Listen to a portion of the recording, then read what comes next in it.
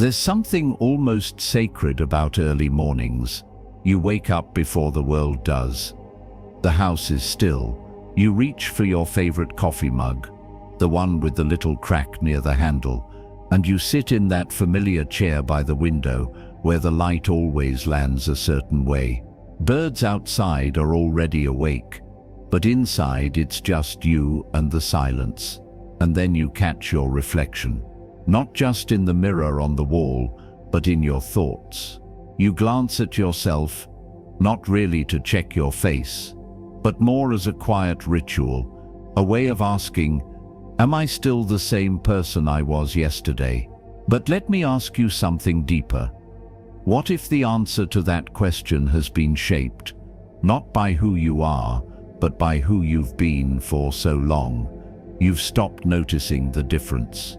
What if the person brushing their teeth, walking the same path to the kitchen, checking the same news, reacting to the same emotions, isn't really you, but a well-rehearsed version of you, written by the past? You see, there's a quiet truth that very few dare to confront. Most of us are not living, we're repeating, not because we lack awareness, but because habit is louder than intention. Now maybe that feels unsettling, you might think. But my routines bring me comfort. They give my life shape. And yes, familiarity can be a beautiful thing when it's chosen. But when the script of our days is played out unconsciously, we begin to confuse memory with identity. And memory, as beautiful as it is, can also become a cage if we never step beyond it. The Buddha once said, with our thoughts we make the world. But here's the paradox. Most of our thoughts today are echoes from yesterday, and then we wonder why the world around us feels so unchanged. So, let's pause, not to judge this, but to gently observe it, to ask what would happen if we stopped living by memory and started living by intention. This isn't about abandoning who we are, it's about returning to what's always been there, beneath the layers of repetition, a self that is awake, aware, and capable of renewal. In today's reflection, we'll explore this deeply. We'll see how the past shapes our personality, how unconscious habits govern our emotions, and how, with mindfulness and gentle effort, we can break the habit of being our old self and create a new way of living, even in the later chapters of life. Because it's never too late to remember, you are not your past. You are the awareness that chooses what comes next.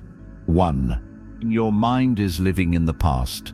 There's something oddly comforting about routines. We wake up, shuffle into the kitchen, sip from the same coffee mug, look out the same window, and for a brief moment, we feel grounded, safe even, as if the world makes sense because we've done it all before. But here's the hidden truth. The comfort of routine can quietly become the trap of repetition, and over time, without even realizing it, we start living in the memory of life, not life itself. Let me tell you a story. There was once a humble villager who visited a monastery every morning. He would sweep the garden and light incense in front of a statue of the Buddha. One day, a young monk asked him, "Why do you sweep here every day when the wind will blow leaves back again?" The old man smiled gently and said, "Because I'm not sweeping the leaves, I'm sweeping the dust off my own mind." You see, this man chose his routine with presence, with awareness. But for most of us, our routines become automatic, and in that automation, we stop noticing life unfolding in front of us. Neuroscience today tells us something both fascinating and unsettling. Your brain is a record of your past. What does that mean? Every experience you've ever had, every emotion you've ever felt, every face you've seen, every joy, every hurt, they've all left an imprint in your brain. These imprints form neural pathways, and over time, the brain starts to prefer them. It becomes easier to think the way you've always thought, feel the way you've always felt, Like a well-worn path through a forest, your mind follows the trail it knows. And here's where it gets tricky. You wake up, go through the same motions, think the same thoughts, and feel the same emotions, but you expect your life to somehow feel different. Sound familiar? It's like planting tomato seeds and expecting roses to bloom. In Buddhist teachings, this phenomenon is mirrored in the concept of samsara, the endless cycle of rebirth, not just of bodies but of behaviors, reactions, and identities. The wheel turns because we keep clinging to who we were, to how we've always been. The Buddha once said, "What you dwell upon, you become." So what happens when we dwell upon yesterday again and again? We become a walking memory, not a living presence. And the heartbreaking part is this: many people reach the later years of their life, not because they've run out of time, but because they've stopped being present within it. Their days blend into each other, like echoes, not experiences. They confuse longevity with living. But here's the liberating truth. You can step off that wheel. You are not condemned to repeat the same mental script, no matter how old you are. Your brain is flexible, your spirit is timeless, and every breath you take is another chance to choose awareness over automation. So how do we begin? We start small. We interrupt the unconscious patterns, not by force, but by noticing. The next time you sit with your morning coffee, try this. Don't just sip it. Feel the warmth, smell the aroma, listen to the birds, breathe into the moment. Simple, yes, but profound. Because in that quiet act of noticing, you've already done something radical. You've broken free from yesterday, and you've arrived at last in today. Let me close this part with a reminder from the Dhammapada. The mind is everything. What you think, you become. If your mind is filled with yesterday, then so is your life. But if your mind can come home to this breath, to this smile, to this moment, then, dear friend, so can your life. 2. Thoughts and feelings. The cycle that traps us. Imagine this. You have a thought. Perhaps it's small. Like, I don't think I have the energy for this today. It slips into your mind like a shadow at sunset, soft and almost unnoticeable. But that one thought stirs a feeling in your chest, maybe heaviness, reluctance, or quiet sadness. And before you know it, that feeling reinforces the thought. You begin to believe it. That one thought becomes a mood. The mood becomes your tone for the day. And that tone, it quietly becomes your identity. This loop, this invisible circle of thinked feeling, is what Buddhist psychology calls papainka, or mental proliferation. It is the mind's habit of turning a single spark into a wildfire. Modern science now tells us something strikingly similar. Every time you think a thought, your brain produces a chemical. That chemical creates a feeling in the body. That feeling then feeds back into your brain, confirming the original thought. And so, the loop continues. Let me tell you a story. An old woman once came to a monk, her heart heavy with bitterness. She said, "My family never visits me. I must not be lovable." The monk listened, then replied with gentle eyes, "And how long have you been repeating that thought?" She paused. "For years," she whispered. "And how do you feel when you think it?" he asked. She looked away. "Lonely, small." "And what do you do when you feel lonely and small?" he continued. "I isolate. I say nothing. I stay silent and sad." The monk smiled softly.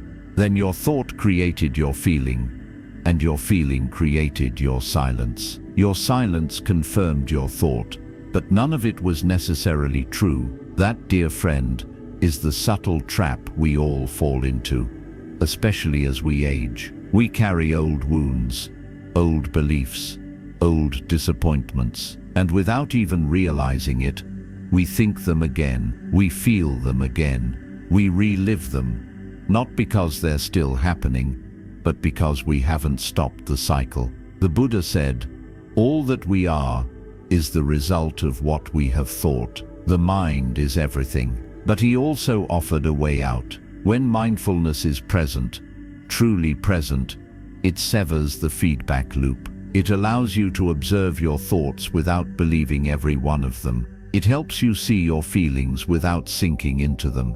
It's like standing by a river. Thoughts and feelings are the water rushing by. But you are not the river.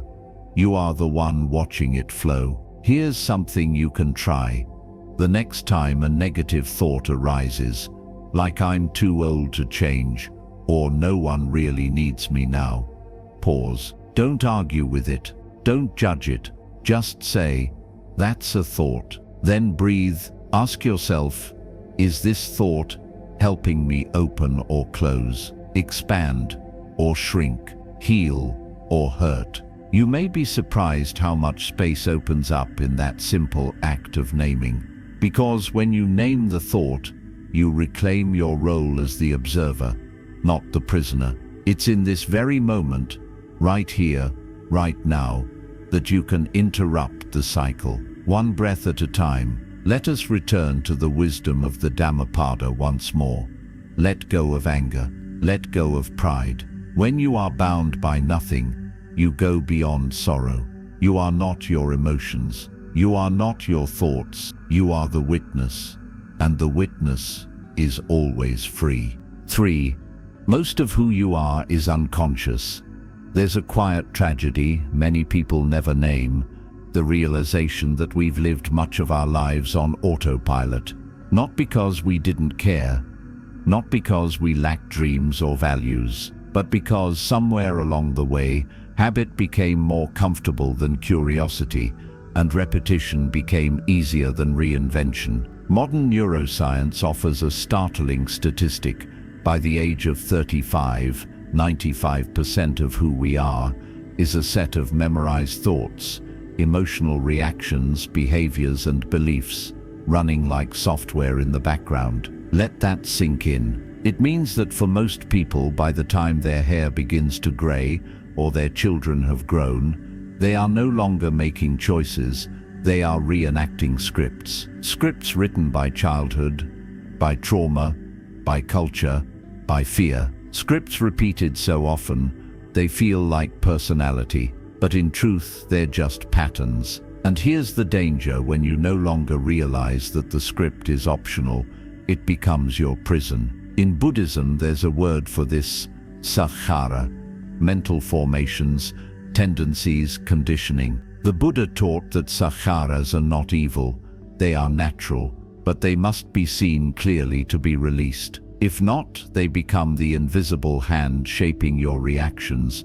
your judgments, even your sense of self. Let me tell you about an old man named Raymond. He had been a school teacher for over 40 years. Every day he wore the same pressed shirts, drove the same route, sat in the same pew at church. He was admired, respected even. But in his 70s, after retirement, something strange happened. With no routine to hold on to, he began to feel lost, unmoored. He once told a friend, "I don't know who I am without my schedule, without my usefulness." That friend, a former monk, gently replied, "Perhaps now you can begin to find out." Raymond's story is not rare. In fact, many older adults, maybe even you, have quietly felt this same question rise. If I'm not who I've always been, who am I now? And while that question may feel frightening, it's also beautiful, because it signals that awareness is waking up. And when awareness returns, even after decades of sleep, it can gently loosen the grip of unconscious habit. The Buddha compared this to waking from a dream. The fool sleeps as if he were already dead, but the master is awake and lives forever. So how do we begin this awakening? We start by turning toward the unconscious with kindness. We watch ourselves not to judge, but to understand. Notice your tone when you speak to others. Notice the stories you tell yourself about aging, about regret, about your worth. Notice the words that rise when no one else is around. Ask, where did I learn this way of being? Does this voice belong to me or to someone I tried to please long ago? And perhaps most importantly, am I still choosing this, or is it simply what I've always done? You see, you are not broken. You are simply rehearsed, and rehearsal can be paused. You can, even now, interrupt a 30-year thought with 3 seconds of breath. You can meet an unconscious habit with a conscious smile. You can take the steering wheel back from the ghost of your past. A favorite teaching says, mind precedes all things. They are led by the mind, formed by the mind. So if the mind has formed who you've been, it can also shape who you're becoming. You are not too old. You are not too late. You are only ever one moment away from being fully here. 4. To change your life, you must change your state of being. It's easy to want a new life. It's much harder to become a new version of yourself, especially when the self you've been for 60, 70, even 80 years feels so familiar, so solid, so final. But here's the quiet miracle of life. As long as there is breath, you are still being written. And yet the question remains, how does true change happen? Some believe change requires struggle, force, or dramatic reinvention. But in truth, meaningful change, the kind that shifts the very fabric of our experience, begins in the most sacred place, the state of your being. Now this phrase, state of being, may sound abstract, but it isn't.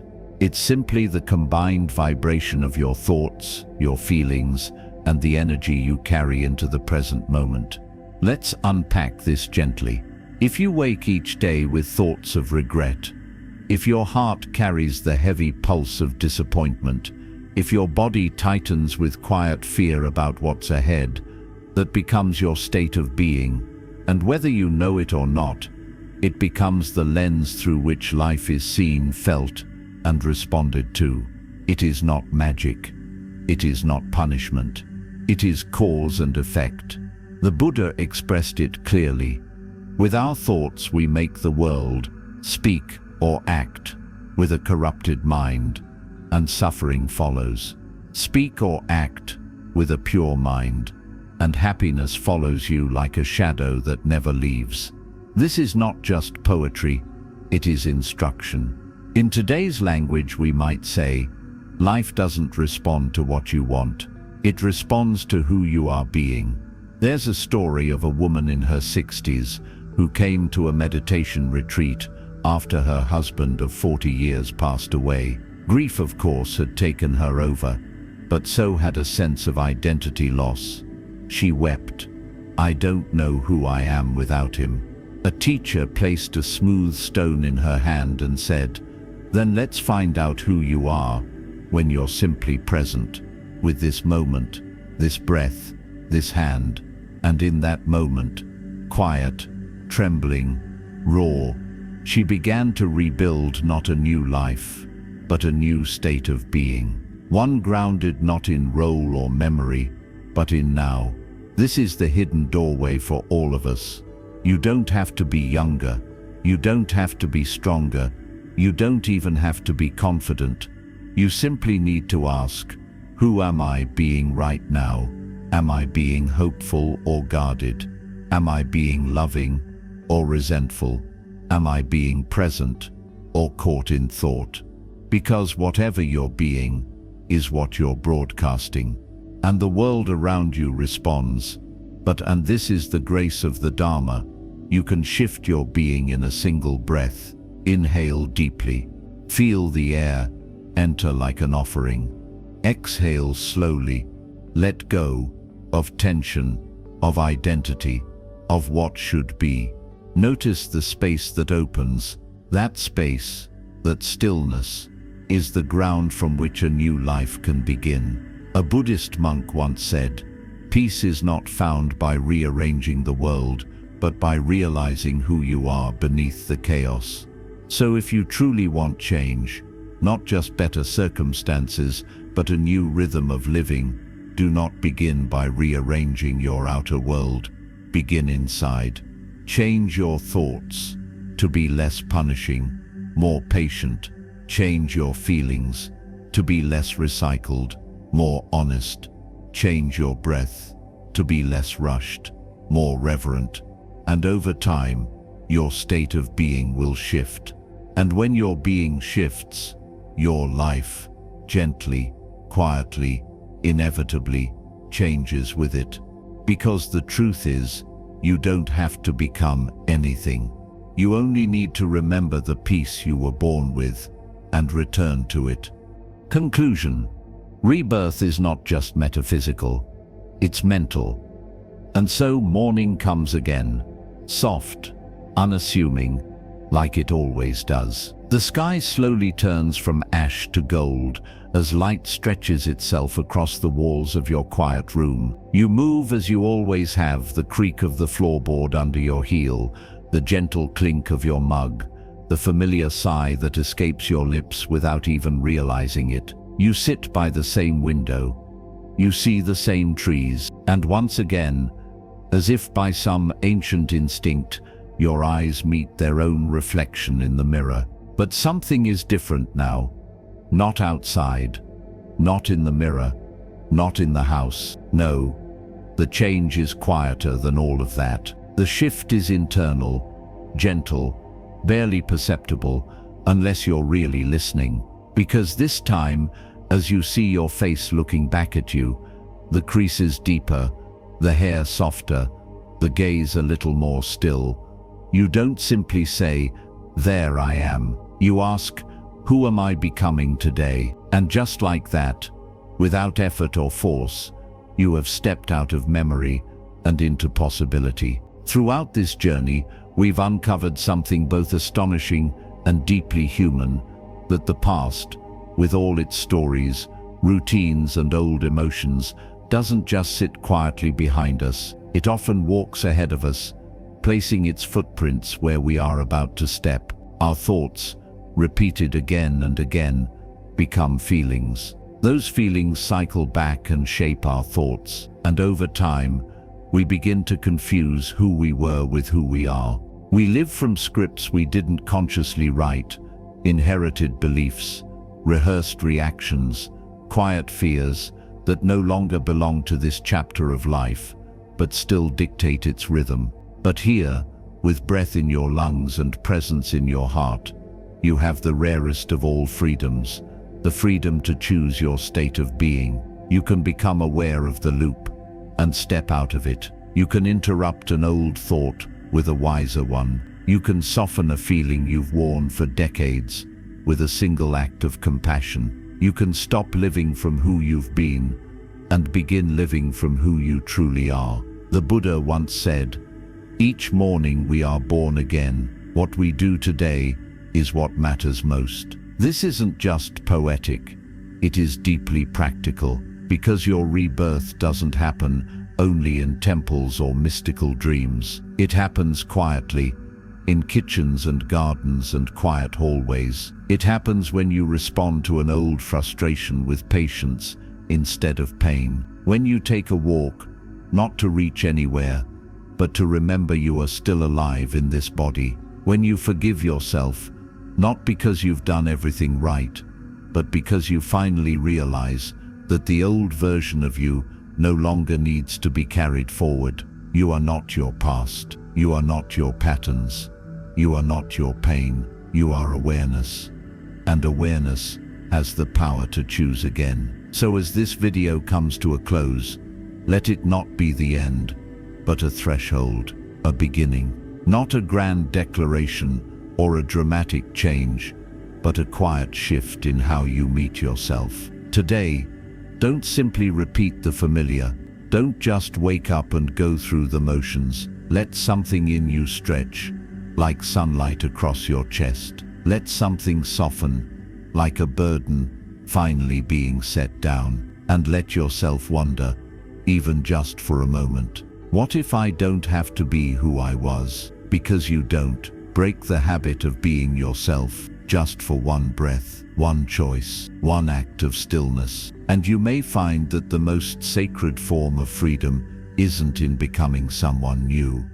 It's in remembering that you never had to become anyone at all. You only had to return to who you were before the world told you otherwise. If this reflection touched something in your heart, consider subscribing to Quiet Wisdom. Together, we walk gently through the later chapters of life, not to rewrite the story, but to read it again with softer eyes, wiser hearts, and deeper peace. Thank you for sharing this moment. May it lead you home to yourself.